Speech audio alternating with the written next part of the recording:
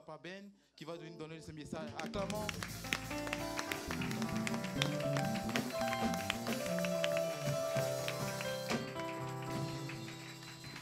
Que le nom de notre Dieu soit élevé et glorifié à jamais. Nous pouvons prendre place. Merci Seigneur Jésus-Christ. Oui, bien-aimés, nous célébrons la Pâque, mais j'aimerais dire à quelqu'un que nous ne devons pas célébrer la Pâque comme le monde occidental la célèbre. Parce que pour le monde occidental, la Pâque, c'est encore une période de réjouissance qui vient après la Saint-Valentin et qui est surtout caractérisée par une grande consommation de chocolat. Mais pour nous, nous devons comprendre une chose, que la Pâque n'a pas été facile. Dans les temps anciens, il y a eu des premiers-nés qui sont morts. Amen. Hein? Et au début du siècle, au début de notre ère, un homme a été meurtri, il a été crucifié. Et d'autres personnes en sont aussi mortes. C'est pourquoi nous ne devons pas célébrer la Pâque comme l'Occident la célèbre. Bien-aimés, notre séminaire s'intitule « L'impact de la résurrection de Jésus-Christ sur ma vie ». Et ce séminaire a commencé hier. Le pasteur Théophile, qui a introduit ce séminaire, nous a conduit dans le sous-thème qu'il avait intitulé « Christ en nous, une espérance vivante ». Après avoir fait la différence entre l'espérance et l'espoir, le pasteur Théophile nous a montré quelles étaient les implications de cette espérance vivante et il a terminé par nous indiquer comment bénéficier de cette espérance vivante. C'est dans cette veine que je vais continuer du mieux que je peux pour essayer de nous faire comprendre ce que c'est que la Pâque. Voilà pourquoi le sous-thème que j'aborde aujourd'hui a pour titre les conséquences, les exigences de la Pâque, notre délivrance. Bien-aimés, la Pâque, c'est quelque chose qui était déjà dans le plan de Dieu, comme nous allons le voir tout à l'heure. Et la Pâque avait un but. Mais avant toute chose, commençons par lire les Écritures. Nous commençons par les livres de l'Exode, au chapitre 12e. Nous lirons du verset 1er au verset 14e.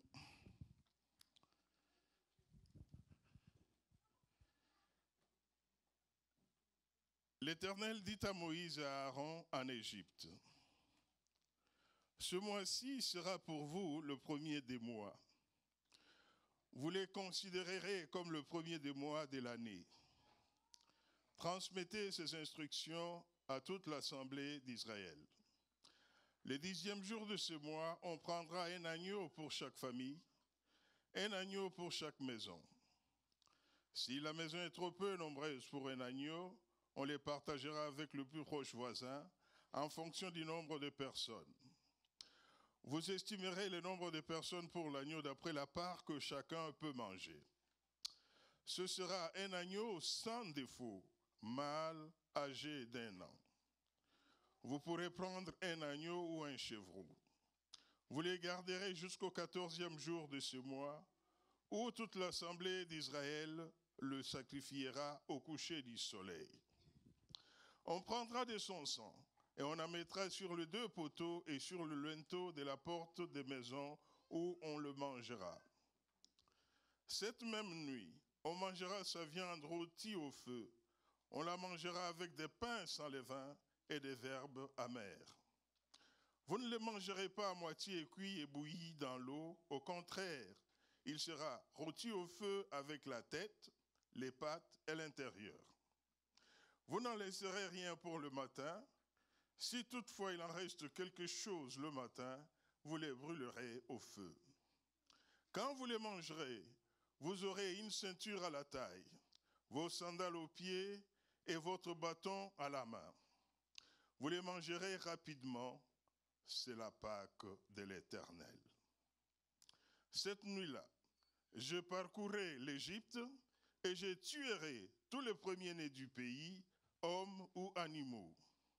Je mettrai ainsi à exécution mes jugements contre tous les dieux de l'Égypte. Je suis l'Éternel. Pour vous, en revanche, le sang servira de signe sur les maisons où vous vous trouverez.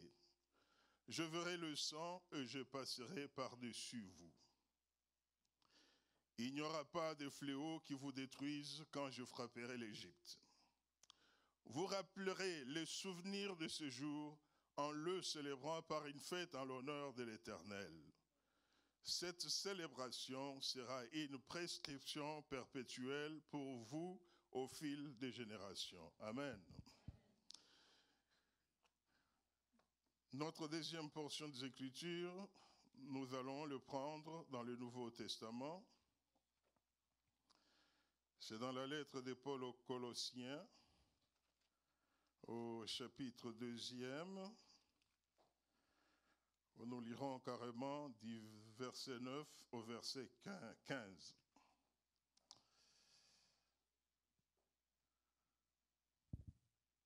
Je lis au nom du Seigneur. En effet, c'est en lui qu'habite corporellement toute la plénitude de la divinité.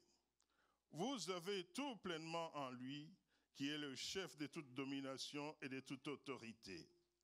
C'est en lui aussi que vous avez été circoncis d'une circoncision qui n'est pas faite par la main de l'homme, mais de la circoncision de Christ qui consiste à vous dépouiller du corps de votre nature pécheresse. Vous avez en effet été ensevelis avec lui par les baptêmes, et vous êtes aussi ressuscités en lui avec lui par la foi en la puissance du Dieu qui l'a ressuscité.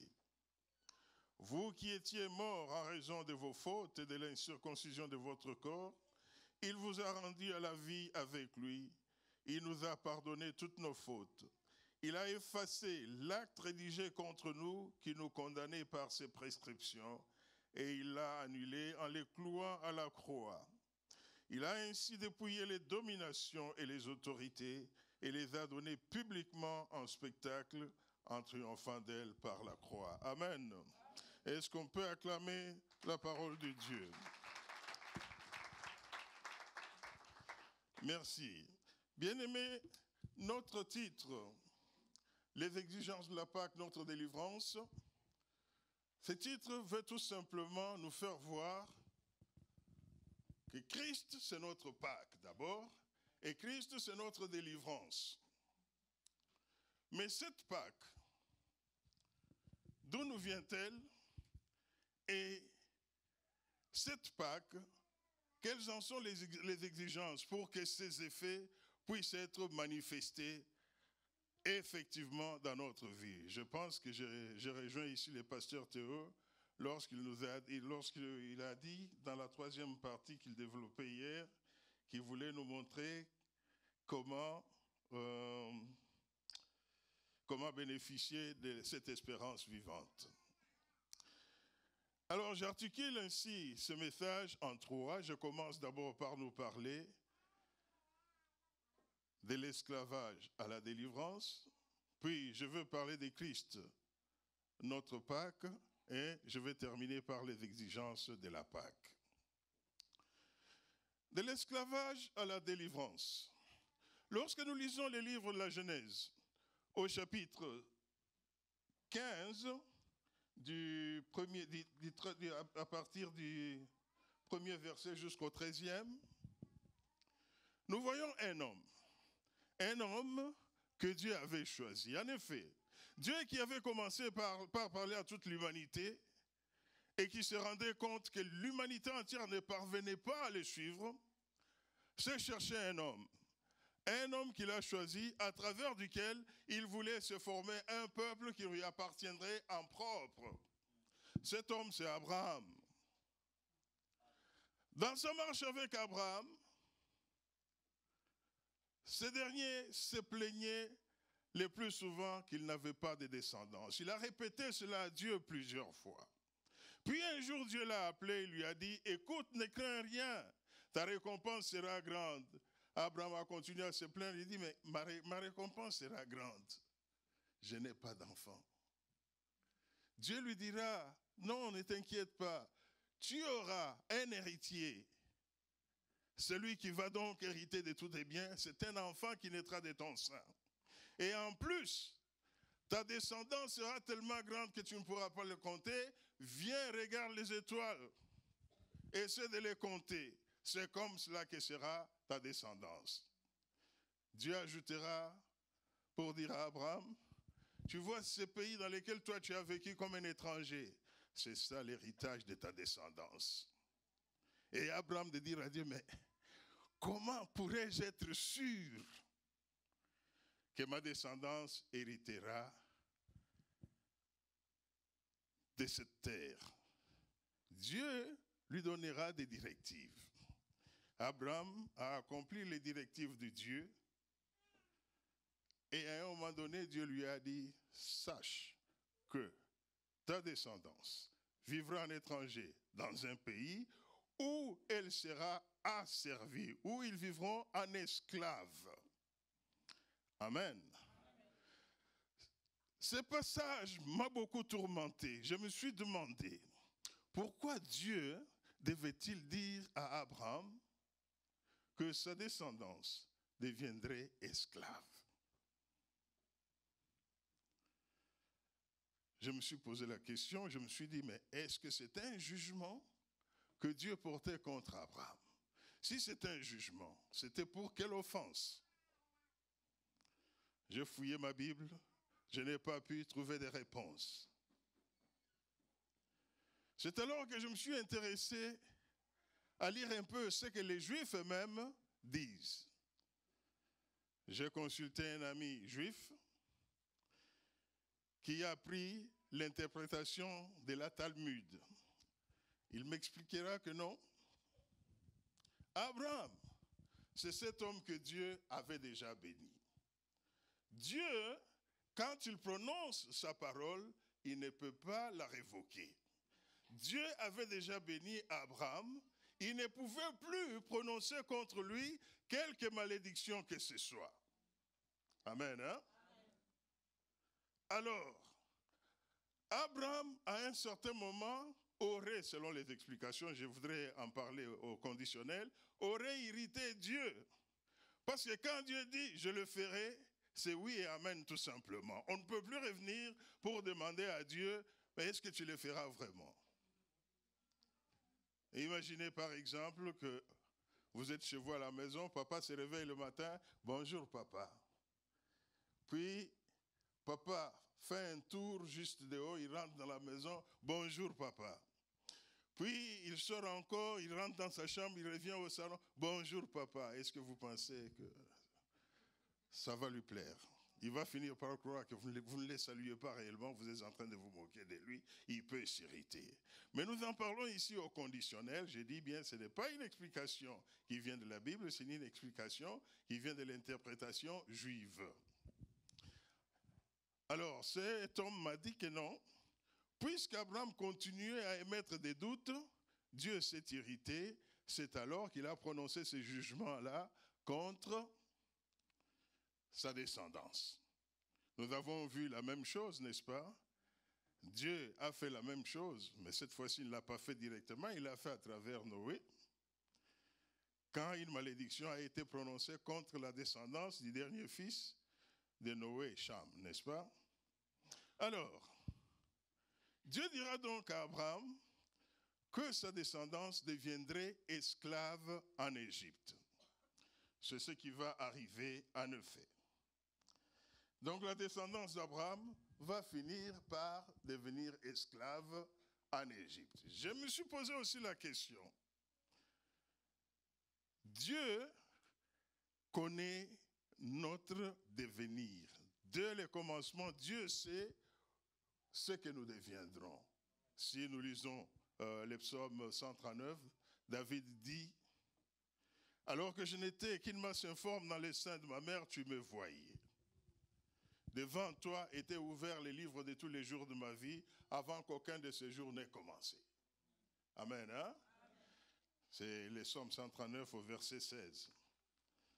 Donc, nous voyons que Dieu connaît notre devenir. Je me suis dit que si ce n'est pas un jugement, donc ça pouvait être une prophétie, Dieu montrait à Abraham ce qui allait arriver à sa descendance. Et Dieu d'ajouter, c'est moi qui permet qu'ils deviennent esclaves, c'est moi qui vais encore les délivrer. Amen, hein? Alors je me suis posé la question, si ce genre de prophétie arrivait par exemple à une mère qui est longtemps restée stérile et qui finalement tombe enceinte, et puis le médecin vient lui dire, écoute madame, l'enfant dans ton sein ne vivra pas plus de 2 ans. Bon, évidemment, puisque ça vient du médecin, hein, la maman peut dire, bon, ça c'est le médecin qui parle à partir de la science qu'il a apprise. Mais j'ai mon Dieu qui a les derniers mots. Mais si cela vient de Dieu lui-même, c'est que tu n'as pas d'autre recours que Dieu lui-même. Et c'est à ce moment-là que tu diras, Seigneur, que ce soit comme tu veux, non comme moi je veux. Amen. Hein? La question était là de savoir pourquoi Dieu a fait cette révélation-là à Abraham. Amen. Hein? J'ai vu que plus tard, il révélera à Abraham qu'il allait donc détruire Sodome et Gomorrhe. Abraham a eu le temps d'intercéder pour que Lot, son neveu qui habitait à Sodome, puisse être épargné. Mais je me suis posé la question, pourquoi dans ces cas d'espèce, Abraham n'a pas intercédé pour sa descendance? Ce serait dans notre cas actuel que nous nous mettrions en prière de combat, n'est-ce pas? Non, Seigneur, je condamne tout cela au nom de Jésus. Amen. Hein? C'est ce que nous faisons non, quand on nous annonce que quelque chose pourrait arriver éventuellement. Mais là, c'est Dieu qui l'a annoncé. Abraham n'avait pas d'autre recours. Mais j'ai compris finalement que Dieu montrait à Abraham quelque chose. Que le seul libérateur, c'est Dieu lui-même. Les enfants d'Israël, donc, sont finalement devenus esclaves en Égypte. Ils y sont restés 430 ans plus exactement. Dieu lui-même avait donné juste un nombre, un chiffre rond de 400 ans. Les enfants d'Israël sont restés esclaves pendant 430 ans. Et le temps marqué par Dieu, quand il est arrivé, Israël a été libéré. J'ai commencé par là pour nous faire comprendre que la Pâque, au lieu d'être considérée comme juste un temps de réjouissance, la Pâque qui vient de l'hébreu Pessah ou Passak, qui signifie passer outre ou passer par-dessus, c'est la libération par Dieu, au temps marqué par lui, du peuple de Dieu ou du peuple d'Israël au commencement, de l'esclavage de l'Égypte. Mais la Pâque telle qu'elle s'était déroulée, telle que nous l'avons lu ici, était une préfiguration des choses à venir. Parce que la Pâque, telle qu'elle était, pointait les doigts vers Jésus-Christ. Parce que la véritable Pâque, c'est Jésus-Christ. Comme nous l'avons lu, la Pâque était préparée 10 jours à l'avance. 10 jours à l'avance, chaque famille devait mettre de côté un agneau ou un chevreau âgé d'1 an et sans défaut. Il ne pouvait pas avoir de défauts. J'imagine que s'il devait être blanc, il ne devait avoir aucune tache. S'il devait être d'une seule couleur, cette couleur-là devait être unie partout. Maintenant, au 14e jour, au coucher du soleil, cet agneau-là devait être tué. Et il devait être préparé d'une manière précise. Il devait être rôti au feu. On ne devait pas les bouillir, on ne devait pas les cuire à moitié, on devait les rôtir. Comment? Avec la tête, avec l'intérieur et avec les pattes. Je sais. Même quand les gens mangent des cabris au Congo, ils ne mangent pas de cette manière-là. Ça doit être terrible que de consommer un agneau, un chevreuil comme ça. Et la viande de l'agneau, là, je me demande ce qu'elle vaut quand elle est juste rôtie au feu.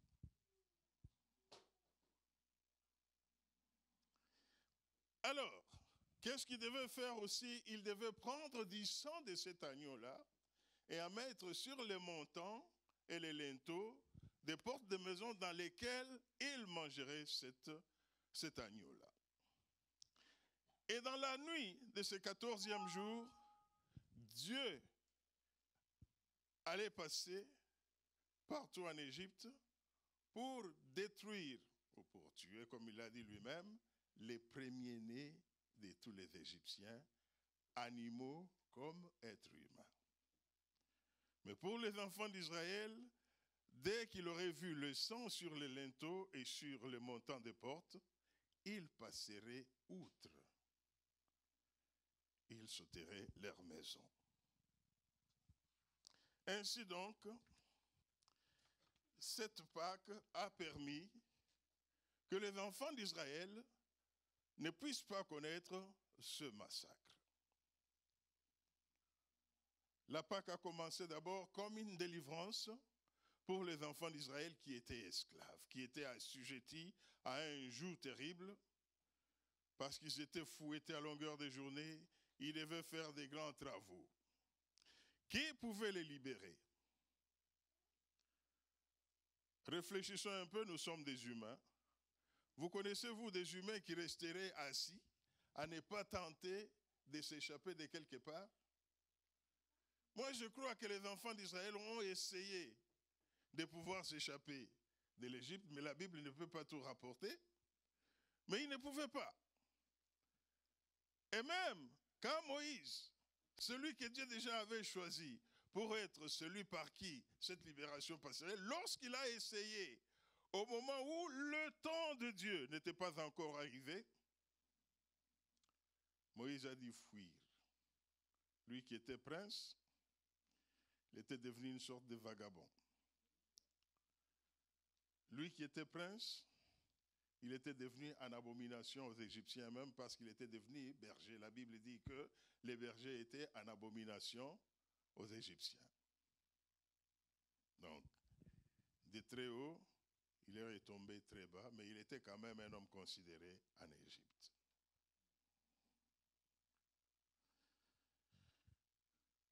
Donc, nous comprenons que la Pâque n'est pas arrivée avec le Seigneur Jésus-Christ. Mais la Pâque a commencé longtemps avant avec le peuple d'Israël. Comme la Pâque pointait vers Jésus-Christ, nous constatons que le Seigneur Jésus-Christ a été crucifié, mis en tombe et il est ressuscité pendant la période où les Juifs fêtaient leur Pâque. C'est pourquoi, quand vous lisez la Bible, souvent il est répété, c'était la période où la Pâque des Juifs s'est préparée. Amen, hein? Je ne sais pas si brièvement nous avons pu voir d'où nous vient cette Pâque. Mon deuxième point, c'est Christ, notre Pâque. Pour nous chrétiens, notre vrai Pâque, c'est Jésus-Christ de Nazareth. Comme nous l'avons lu tout à l'heure, dans les textes de Colossiens, c'est par lui que nous sommes revenus à la vie. C'est par lui que nous pouvons nous tenir aussi devant Dieu. Parce que Christ est le seul homme qui ait vécu sur cette terre sans commettre un seul péché. La Bible dit qu'il a été tenté en toutes choses, sans commettre un seul péché.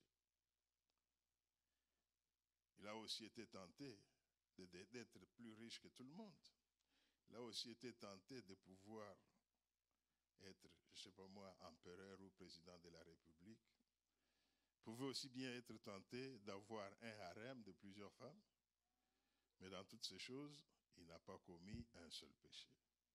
Amen. Hein? Mais comme lui-même a dit que non, le péché, ce n'est pas seulement l'acte, c'est déjà dans la pensée. Puisque la Bible dit qu'il n'a pas commis un seul péché, je pense que Jésus-Christ n'a même pas commis un seul péché dans sa pensée. Amen. Hein? Parce qu'il est Seigneur.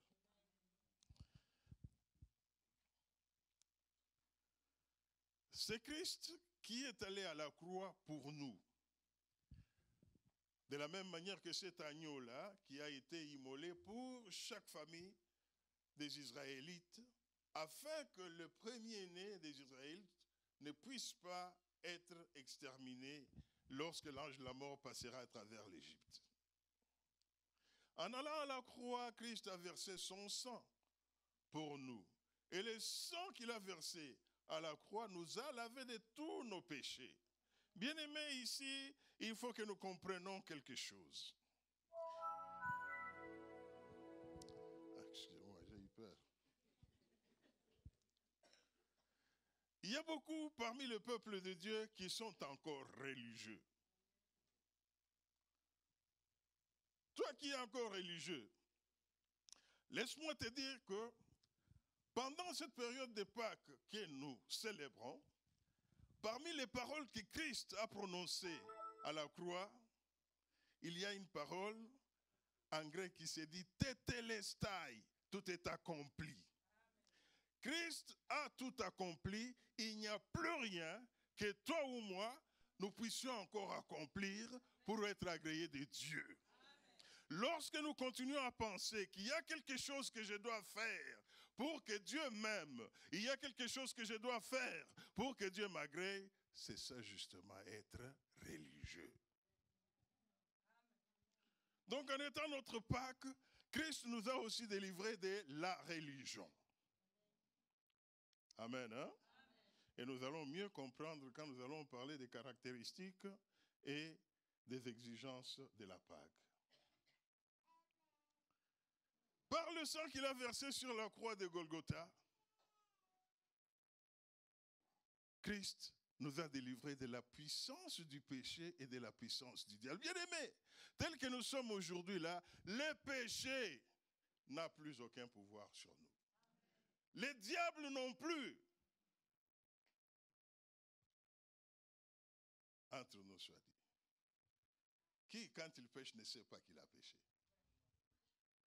Hein? Nous avons tous le Saint-Esprit, non? Qui, quand il pêche, ne sait pas qu'il a péché? Et même, quand l'envie de pécher vient, une servante de l'Éternel me disait un jour, « Ah, quand nous devenons chrétiens, on ne peut même plus pécher en paix. » Pourquoi? Parce que le Saint-Esprit est là, il dit, Donc, bien aimé, le pouvoir n'a aucun, le péché n'a plus aucun pouvoir sur nous à cause de la Pâque. À cause de la Pâque, donc de la résurrection de Christ. Si nous péchons, c'est parce que nous voulons pécher. Et évidemment, nous ne sommes pas en train de parler du péché, mais il y a une différence entre pratiquer le péché et pécher. Si c'est devenu une habitude, là, si ça devient une habitude pour nous, c'est que nous sommes en danger. L'enfer est en train de s'ouvrir, hein, bien aimé? L'enfer est en train. Si tu sens que non, péché commence à être très attirant, tu es en danger. Parce que la porte de l'enfer va commencer à s'ouvrir. Le sang que Christ a versé sur la croix a fait que nous sommes délivrés du jugement qui pesait sur nous. Il y a beaucoup de gens qui vivent dans ce qu'on appelle la culpabilité. Personne ne te juge. Tout celui qui te juge perd son temps. Dieu a déjà tranché. Parce qu'il a dit, il n'y a plus de condamnation. Quand Dieu dit, il n'y a plus de condamnation pour ceux qui sont en Christ, cela ne signifie pas pour autant que l'acte irrépréhensible a disparu. Mais seulement Dieu ne les considère plus. C'est ça toute la vérité de la parole de Dieu. C'est ça un des grands bénéfices de la Pâque. Donc il n'y a plus de jugement sur nous, il n'y a plus de condamnation. Même la malédiction qui était sur nous, elle a été ôtée parce que Christ est devenu malédiction pour nous lorsque il a été mis à la croix. Il y a un cantique que nous chantons en français, je ne saurai jamais les prix que tu as, les prix de tout ce que tu as subi. Mais les anglophones disent, comment ils chantent encore? I'll never know how much it costs to see my sin on that cross. Je ne saurais jamais combien ça coûte de voir mon péché sur cette croix-là. Christ, quand il était à la croix, c'était lui notre péché. Amen. Si Christ a été cloué à la croix, toute la malédiction qui était sur moi a été clouée à la croix. Je ne peux pas être maudit. Je ne peux pas être sous la malédiction. Amen. Hein? Amen. Ce sont les bénéfices de la croix, les bénéfices de la Pâque auxquels nous ne faisons pas attention et nous vivons en religieux. Et nous sommes surpris de ne pas avoir une vie chrétienne triomphante. Et Christ, notre Pâque, la Pâque, c'est le triomphe de Christ dans notre vie. Et notre vie ne peut pas être triomphante si Christ n'a pas triomphé en nous. Amen. Hein? Avec le sang versé sur la croix, nous sommes transportés de la mort à la vie éternelle. Nous avons lu tout à l'heure, nous étions morts par nos offenses. Mais lui nous a redonné la vie. Ce n'est pas une vie éphémère, c'est la vie éternelle. Avec le sang versé sur la croix, Christ nous a transportés dans la santé et dans la guérison. La Bible dit que c'est par ces meurtrissures que nous sommes guéris. Ces meurtrissures-là, c'était à la croix. Et Christ crucifié, nous sommes aussi rétablis dans toute la bénédiction d'Abraham. Frères, sœurs, il ne faut pas toujours se lamenter là et se dire, ah mais moi, tout ne marche pas, tout ne marche pas rondement. C'est comme s'il y avait une malédiction sur moi. Il n'y a pas de malédiction sur toi. Marche en Christ. Marche en Christ. Bien-aimé, Christ est notre Pâque parce que par sa mort, par sa crucifixion, sa mort et sa résurrection, il nous a rendus libres. Nous sommes totalement affranchis. Nous ne pouvons pas être asservis à qui que ce soit. Nous serons esclaves du diable si nous le voulons nous-mêmes. Mais il n'y a plus de raison d'être esclaves du diable. D'ailleurs, parmi donc les ennemis de l'homme, le diable est un ennemi déjà vaincu. Seulement, comme un serpent mort agite toujours sa queue, ainsi le diable peut vouloir nous faire croire qu'il est encore là, il nous tient. Mais pourtant, il ne nous tient pas. La Bible dit que sans la foi, nul ne peut être agréable à Dieu, n'est-ce pas? Et la foi vient de... Ce qu'on entend vient de... Mais si toi, tu entends ce que le diable te dit,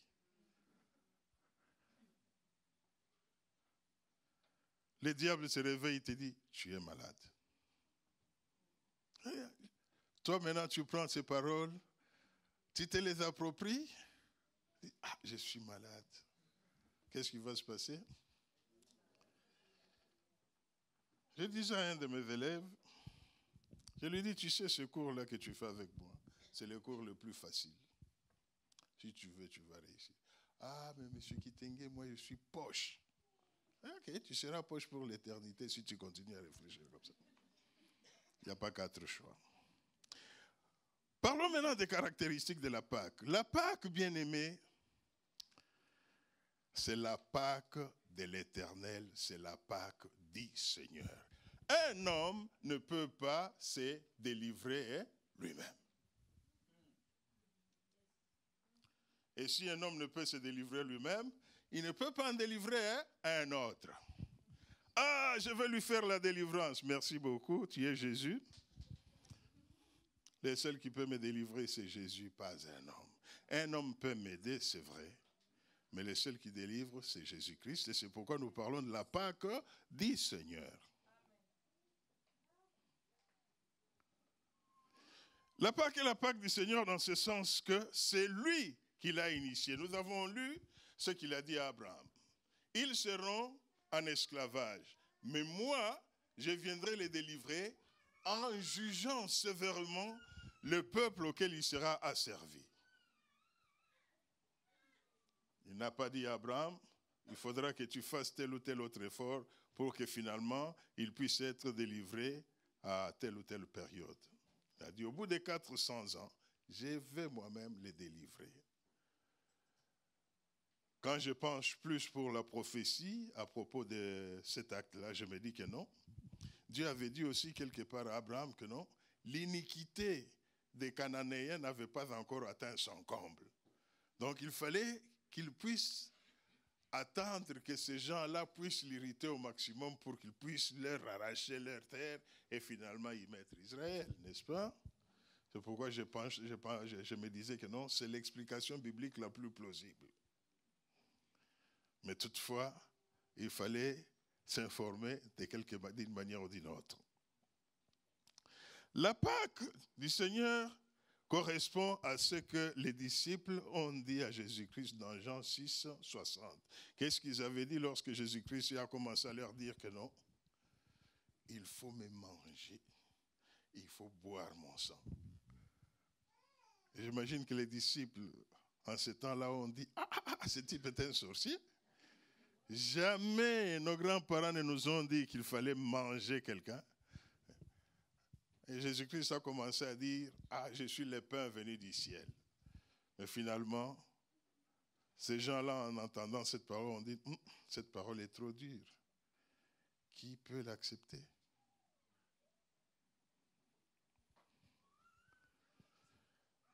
La Pâque est pressante, bien-aimé. Le salut, bien-aimé, ce n'est pas quelque chose que nous devons considérer avec nonchalance. Le salut est une urgence. Bien-aimé, si jusqu'à aujourd'hui tu n'as pas encore accepté Jésus-Christ comme ton Seigneur et ton Sauveur personnel, il est plus que temps, bien-aimé. N'attends pas. Tu ne sais pas s'il va revenir cette nuit. Et s'il revient cette nuit et que tu ne l'as pas comme Seigneur et Sauveur, tu vas rester. Et si toi qui l'as déjà reçu, tu es relâche dans ta marche avec lui. Être relâche, c'est quoi? Quand je pêche, je sais que j'ai péché, mais je vais m'endormir sans prendre le temps de me repentir. Normalement, un bon chrétien, c'est quand il a péché, Seigneur, j'ai péché, je vais me repentir immédiatement. C'est comme ça que ça doit fonctionner. Si tu es relâche dans ta vie, il va venir, tu vas rester parce que le Saint-Esprit ne saura pas te donner la force de monter, tu es alourdi par les péchés. Là. Amen. Hein? Les péchés nous alourdissent, nous ne savons pas aller rejoindre le Seigneur dans la nuée. Donc la Pâque est pressante dans ce sens que le salut est une urgence. Il ne faut pas être nonchalant. Une autre des caractéristiques de la Pâque, c'est que la Pâque, c'est le chemin de la souffrance. Bien-aimé, il faut souffrir pour Christ. Tout celui qui a servi Christ a souffert pour lui. Dans les temps, quand les gens souffraient jusqu'au martyre pour Jésus-Christ, c'était pour eux une grande joie. Imaginez les gens comme Pierre, qui quand on a voulu le crucifier à Rome, il a dit non, non, si vous voulez me crucifier, tant mieux, mais pour moi, vous faites que ma tête soit en bas et que mes pieds soient en haut parce que je ne veux pas être crucifié comme mon Seigneur. Pour les autres, ils ont été trempés dans du goudron bouillant. Vous savez, le goudron que nous voyons sur nos routes, il est différent de l'huile bouillante. Hein? Parce que lui, quand il est bouillant, quand tu rentres dedans, on ne saura même plus te reconnaître. J'ai vu un ami, il roulait sur l'autoroute au moment où il y avait une entreprise qui retapait l'autoroute. Le goudron est tombé sur les capots de sa voiture. Personne n'a été capable d'ôter ce goudron-là. Et on ne pouvait plus reconnaître la couleur de la voiture. Voilà pourquoi j'ai dit que ces gens qui ont été trempés, qui ont été mis dans du goudron bouillant, pour Christ, ils ont souffert une mort horrible. Et je voudrais nous rappeler toujours que la persécution des chrétiens, c'est une réalité. Elle va venir. Elle va commencer avec nos amis qui ont choisi d'avoir une autre orientation que celle que Dieu donne. Alors, pour ressembler à Christ, pour revêtir Christ, il faut souffrir. Vous croyez que quand j'avais déjà acquis des habitudes, par exemple, je suis habitué à aller faire la bamboula chaque jour. Ça, ce sont les Français qui connaissent cette expression-là. Puis, maintenant, je veux m'identifier à Christ. Vous pensez que ça va se passer facilement? Il y aura certainement une torture morale. Et chaque jour, ça viendra et il faut tenir ferme. Je vous ai raconté comment moi, un jour, j'ai décidé, pour le Seigneur Jésus-Christ, j'ai décidé d'abandonner la cigarette. Mais 2 semaines après, je voyais un songe de cigarette très, très long. Et même qu'au cours d'une nuit, je me suis réveillé pour aller acheter des cigarettes. Mais comme Dieu m'aime, il a mis sur mon chemin, à l'époque il existait une force de police appelée garde civile chez nous, il a mis sur mon chemin quelqu'un de la garde civile qui me connaissait, qui m'a arrêté, me dit, mais prof, où est-ce que tu vas? Il dit, non, j'entends du bruit là-bas, je vais chercher le cigarette. Non, il y a des troubles là-bas, rentre à la maison, je vais t'accompagner. Il est arrivé avec moi devant l'immeuble où j'habitais, puis il m'a dit, mon prof, monte, allume puis éteins pour que je sois sûr que tu es chez toi, comme ça je vais m'en aller. Je n'avais pas le choix. Amen. Hein? Mais c'était terrible, je sentais vraiment que si je n'allais pas prendre une cigarette, je mourrais. Mais cet homme-là est resté là. Moi, je lorgnais là pour voir s'il est parti afin d'aller. Mais lui est resté. Et je lui dis non, il ne faut pas tenter Dieu. Si cet homme-là est là, c'est Dieu qui l'a envoyé. Donc, c'est pour dire que pour s'identifier à Christ, il faut souffrir. Amen. Hein? La vie chrétienne sans douleur, ça n'existe pas. Si dans ta vie chrétienne, tu ne souffres pas parce que tu es chrétien, il faut maintenant te poser la question, je suis l'ami de qui? Et la Pâque est sacrée. On ne peut pas la mélanger avec n'importe quoi. La Pâque est sacrée, elle requiert la pureté. Amen. Hein? Les exigences de la Pâque, nous les avons lues. Nous allons les découvrir à travers les textes que nous avons lus de Exode 12. La première exigence de la Pâque, c'est l'obéissance découlant de la foi. Dites-moi un peu, quelle assurance les enfants d'Israël avaient-ils que Dieu les épargnerait et qu'il ne tuerait que les premiers-nés des Égyptiens? Aucune. Mais tout ce qu'ils devaient faire, c'était quoi? Croire et s'exécuter. Dieu a dit, je crois et je l'ai fait. C'est la première des exigences de la Pâque. Il faut avoir l'obéissance de la foi. Parce que beaucoup de gens parlent de la foi. La foi, ce n'est pas seulement le fait de croire. C'est pourquoi, quelque part, Jacques pose cette question et dit, tu crois que Dieu existe? Tu fais bien. Mais les démons croient aussi et ils tremblent. C'est là que moi j'ajoute, je dis, mais il y a une question qui est posée là-bas qu'on ne voit pas. La question c'est quoi? Quelle est la différence entre toi et les démons? Tous les deux vous croyez en Dieu, mais quelle est la différence entre toi et les démons? Les démons, eux, croient, mais ils n'obéissent pas à Dieu. Toi, tu crois, il faut que tu obéisses à Dieu, sinon tu seras comme un démon, tel fut le cas de Judas Iscariote. Et le Seigneur a décrété que le mois où il délivrait les enfants d'Israël devenait le premier de tous les mois. Les jours de ton salut, de ta délivrance, c'est les tout premiers jours de ta vie, parce que tu changes de vie.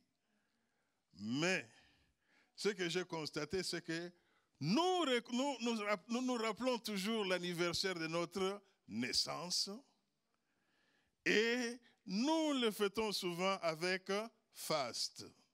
Mais qui se souvient du jour où il s'est converti? Qui se souvient du jour où il a reçu Jésus-Christ comme son Seigneur et son Sauveur? Les jours du salut. Ce jour-là, plus personne ne s'en souvient. Et c'est tout à fait normal qu'à un certain moment, on commence à vivre comme quelqu'un qui n'a jamais été sauvé. Parce que c'est devenu tellement banal, c'est devenu normal. Bien au contraire, le Seigneur dit que ce jour-là devient le tout premier jour, devient le jour le plus important de ta vie parce que tu as reçu la vraie vie. Avant la vraie vie, comme nous le voyons souvent, nous pouvons nous promener dans la rue, nous regardons des gens qui marchent mais qui sont des morts vivants. Amen. Pourquoi? Parce qu'ils n'ont pas Christ. La Bible ne dit-elle pas que c'est celui qui a le Fils qui a la vie?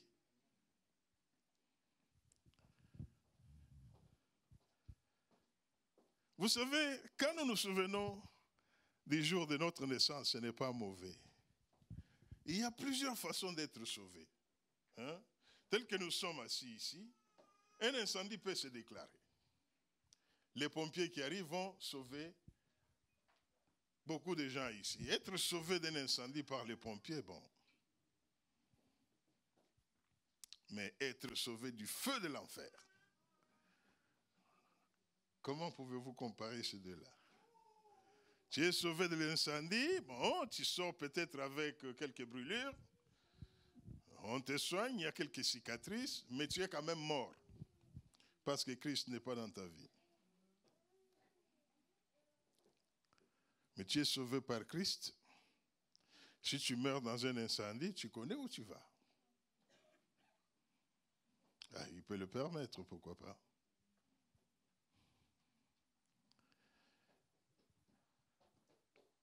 Le Seigneur avait instruit aux enfants d'Israël de prendre un agneau sans défaut. Cet agneau-là représentait Jésus-Christ. Bien-aimés, nous pouvons être sauvés de l'eau par le maître nageur. Nous pouvons être sauvés, comme je l'ai dit, de l'incendie par les pompiers de la ville de Montréal. Mais celui qui nous sauve de la mort éternelle, c'est Jésus-Christ. Il n'y a que lui. C'est le salut, n'est pas en un autre. Aujourd'hui, nous pouvons compter sur nos parents. Ah, si j'ai tel problème, papa viendra à la rescousse. Si j'ai tel problème, mon ami tel interviendra. Mais nous devons compter plus, nous devons nous appuyer plus sur Jésus-Christ de Nazareth. Parce que non seulement il est notre délivrance, mais il est, comme le pasteur Théo nous l'a enseigné hier, notre espérance vivante. Le Seigneur avait dit aux enfants d'Israël, voici comment vous allez préparer cet agneau. Ne pas les bouillir, mais les rôtir. Vous les rôtissez au feu, mais avec la tête, l'intérieur et les pattes. Qui peut manger un truc comme ça? Mais seulement la Pâque, la vraie Pâque, elle n'est pas à mon goût, ni au goût de mon épouse, qui des fois, quand elle fait la cuisine, elle prépare à son goût, même si ça ne me plaît pas. Nous nous disputons un peu. Mais la Pâque, elle, ne peut pas être autre que ce que le Seigneur veut. C'est pour dire que quand nous marchons dans le Seigneur, nous devons être à mesure de dire à chaque instant, Seigneur, pas comme moi je veux, mais comme toi tu veux. Que ta volonté soit faite, pas la mienne. Le Seigneur Jésus-Christ, le Seigneur a dit que les enfants d'Israël puissent manger l'agneau en entier, qu'ils ne laissent rien. Mais nous avons des chrétiens terribles. Hein? Ah, il y a des choses que moi je n'aime pas dans le Seigneur, je ne le ferai pas. Tu n'as pas à choisir. Le Seigneur te donne ce qu'il a à te donner, tu prends tout. Même ce qui te déplaît là. Ah, moi quand je vois le Papa Ben là, quand il vient à l'église, ces jours-là, j'ai vraiment pas envie de prier. Mais tu pries pas pour Papa Ben, mais tu pries parce que le Seigneur te met à cœur de prier. Si maintenant Papa Ben commence à t'empêcher de prier, parce que tu l'as vu, mais tu as des problèmes très sérieux. Ce n'est pas Papa Ben que tu causes du tort, tu te causes du tort à toi-même, parce que tu désobéis au Seigneur. Et le Seigneur t'a dit, aimez-vous les uns les autres. Est-ce qu'il a dit qu'il y avait des conditions pour aimer quelqu'un? Si Papa Ben a sa tête un peu croche là, tu n'as qu'à l'accepter comme il est. Et si tu ne peux pas l'accepter, ne chante jamais. Car je vois en toi la gloire de mon Dieu. Parce que tu racontes des histoires. Amen, hein? Dans ton cœur, tu dis, je ne l'aime pas, puis tu chantes, car je vois en toi la gloire de mon Dieu. Quelle gloire tu vois? Alléluia. Que Dieu soit béni. Enfin, une dernière exigence de la Pâque.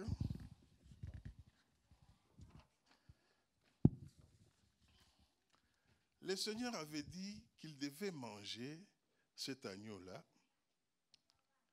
avec des herbes amères. Bien-aimés, dans le Seigneur, dans la marche de la foi, il n'y a pas le plaisir du monde. Dans la marche de la foi, il n'y a pas de plaisir du monde. Il n'y a que de l'amertume. Si, sur le chemin de la foi, tu n'as aucune amertume, tu n'es pas encore en train de servir le Seigneur. Mais gloire soit rendue à notre Dieu, il y a la joie du Saint-Esprit. Même s'il n'y a pas le plaisir du monde, il n'y a pas le plaisir de la chair, il y a la joie du Saint-Esprit. C'est ce qui est merveilleux. Enfin, lorsque le Seigneur a demandé aux enfants d'Israël de manger la Pâque, il leur a dit, vous la mangerez debout, ceinture au rein, bâton à la main, sandales aux pieds. Et vous la mangerez avec du pain sans levain. Le pain sans levain, c'était la nourriture des hommes pressés. Comme je l'ai dit tout à l'heure, le salut, il ne faut pas les traiter avec nonchalance. Il est urgent. Être debout, bâton à la main, c'est être prêt à voyager, c'est-à-dire qu'il ne faut pas se sentir trop à l'aise. Bien aimé, on vit sur cette terre, mais il ne faut pas que nous croyions que nous avons atteint le repos du Seigneur sur cette terre. La Bible dit que nous y sommes pèlerins et voyageurs. Nous sommes à la recherche d'une cité plus durable, la cité céleste, d'où notre citoyenneté céleste. Donc, la Pâque exige que nous soyons résolument déterminés à quitter l'Égypte. Est-ce que tu es déterminé à quitter l'Égypte?